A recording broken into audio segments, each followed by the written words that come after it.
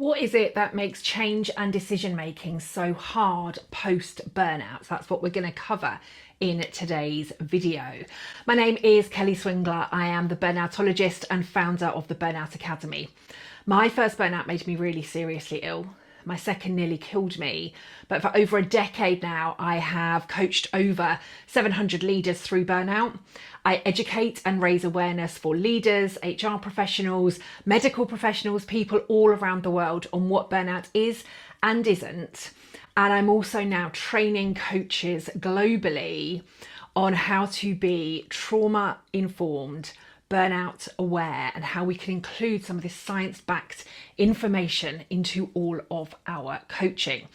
This question about decision making and change post burnout is one that I get a lot from my clients, from people in audiences. It's one question that I get asked a lot in the Burnout Academy, and it's something that I experienced myself after my first and second burnout. I always thought of myself as a really quick thinker. If you asked me a question, I was there. I was very intuitive. I could give you all of the answers. I could give you all of the responses.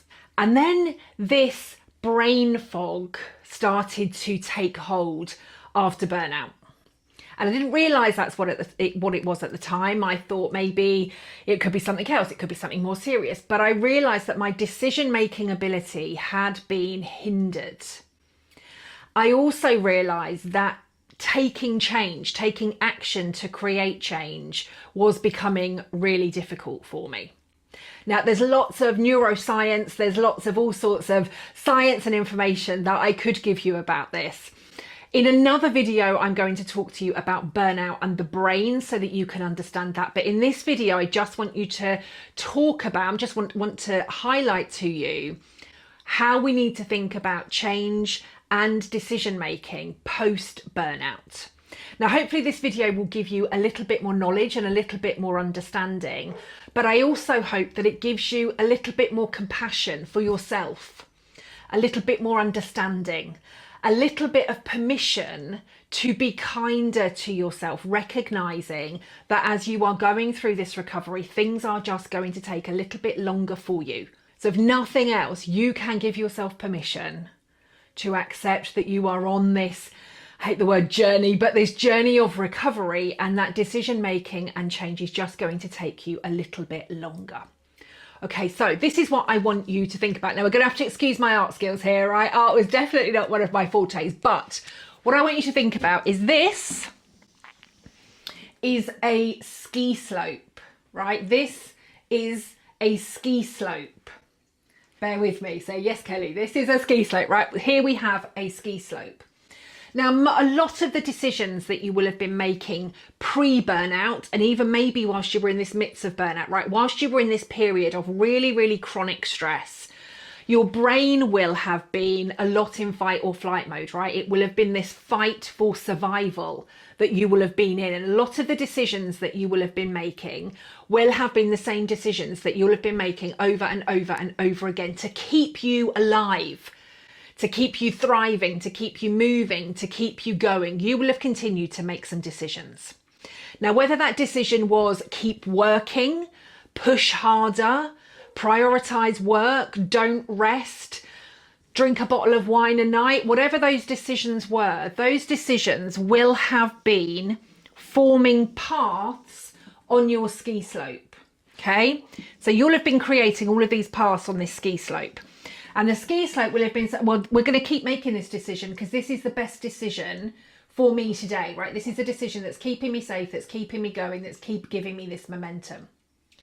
So then when it comes to you making a change or making a new decision, you might take a different path once. And it's not fully ingrained and it doesn't feel particularly safe.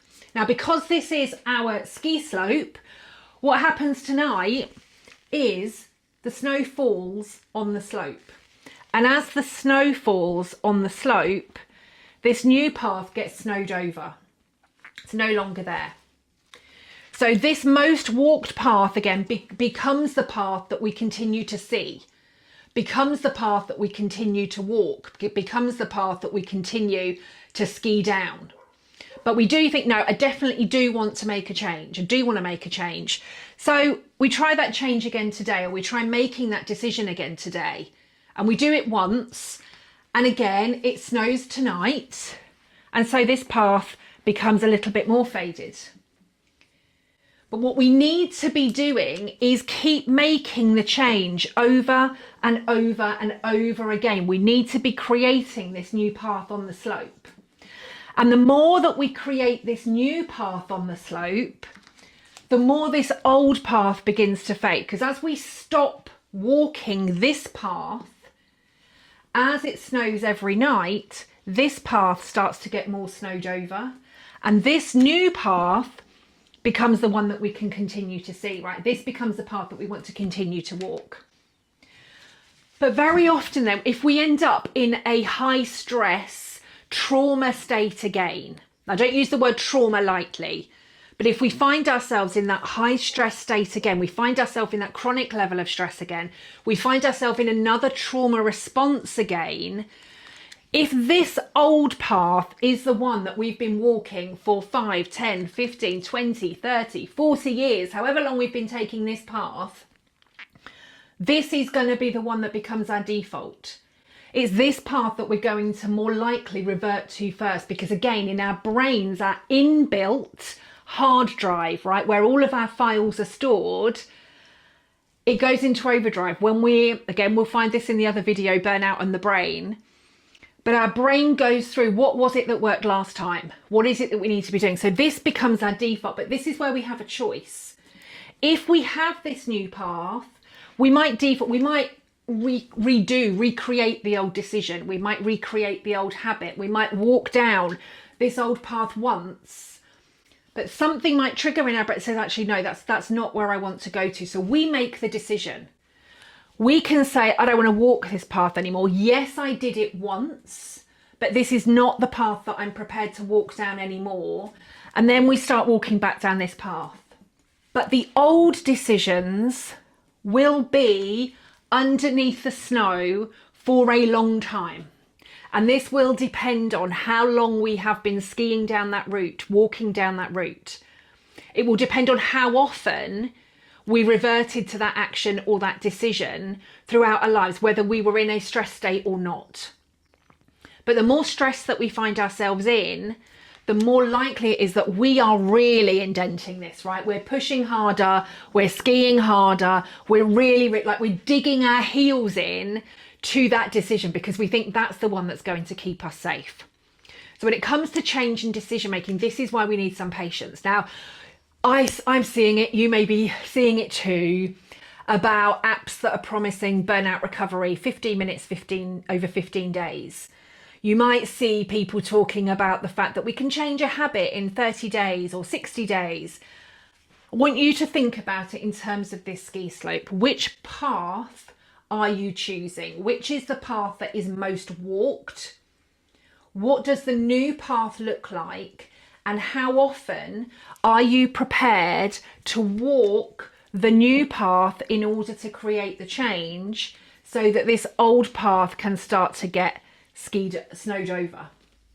What can you do? What can you be doing on a daily basis? This is where the consistent change comes from. This is small and consistent changes daily. Sometimes multiple times a day, but small and consistent change is what is going to be the biggest positive impact on you post-burnout. Small and consistent. We're not looking for big, massive changes. Small and consistent steps will allow this old path to continue to get snowed over so that eventually this new path becomes the default that you take, the one with the positive choices, the positive actions, the positive thoughts, and the positive behaviours. So hopefully that's given you a little bit of an understanding as to what's happening. I want you to think about it in terms of ski slopes. Which path is it that you're creating? It's got to be more than a one and done. There is no one and done when it comes to this stuff. Small and consistent actions. Small and consistent. I hope that's helped. As I said, if you want to find more about the brain, what's going on within our brain, head to the video Burnout and the Brain. I will bookmark it for you and link to it for you in this video. Thank you very much for watching. If you would like to find out more about burnout, burnoutology, if you would like to find out more about the Burnout Academy, do head to kellyswingler.com, where you'll find books, resources, podcasts, blogs, everything that you need, hopefully, to give you as much information as possible about burnout, burnout awareness, what it takes to be a safe and effective burnout coach. Head to kellyswingler.com, and hopefully I will see you in the next video. Take care for now. Bye bye.